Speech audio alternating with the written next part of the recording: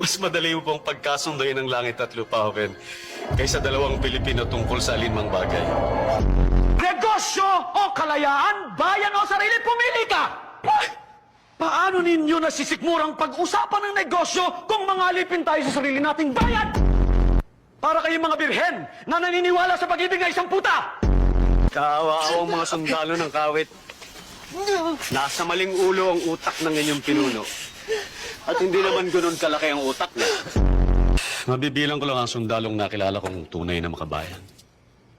Nasisikmura ba ng gabinete ang ganitong kataksilan? Tinatawag mo ba akong traidor? At duwag! Magiging isang bansa man tayo, kailangan natin ng isang radikal na pagbabago. Mga kapatid, mayroon tayong mas malaking kaway kaysa mga Amerikano.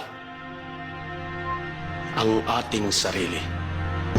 Walang nakaangat sa batas, kahit na presidente.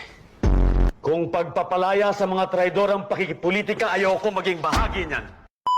Nung una, hiniling nyo na bumaba ako sa gabinete. Ano ito? Para matigil ako sa pagbabatikos sa mga kabalbalan ng mga payaso sa Kongreso? Ayaw nila sa akin dahil nagsasabi ako ng totoo.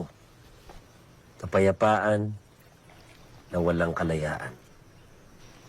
Kaya na ba ng Pilipino na marinig ang katotohanan ng hindi mapipikon?